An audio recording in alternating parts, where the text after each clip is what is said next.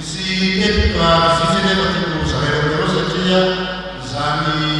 fanofanana manam-boninahitra nefa zany dia divirezabe eto firenena malagasy satria tokoa ireo manam-boninahitra nefa reo dia kity farany tafika malagasy kity farany folaminazy satria raha tsy misy azy reo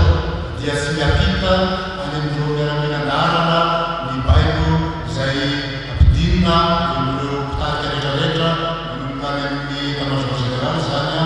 any amin'ireo état-major de corps de force samihafa zany any amin'ny président samihafa zany fa noho ny izy reo dia mandeha milamina ny asa milamina tokoa ny asa tafika milamina tokoa ny iraka samihafa zay ataontsika ary eto indrindra dia lazarana tokoa ny fahafampony filoam-pirenena zay filoha faratamin'ny filoamina izay misaotra manokana ny tafika malagasy amin'ny ezaka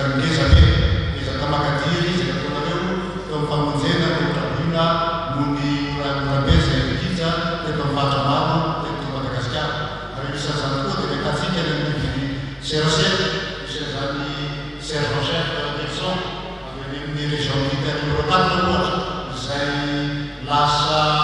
hita anatin'ny CRCF tambazotra CRCF any amintsika na amin'ny Facebook zany misy zany hoe sergent chef Olivier André Olivier Sango any amin'ny régiment militaire numéro 4 izay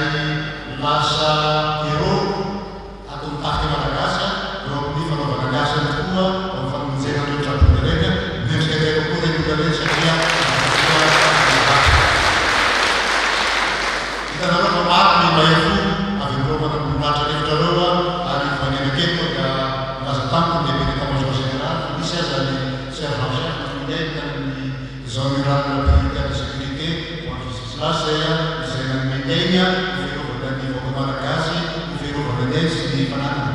etsika dia manambara saty koa satria ty mananaro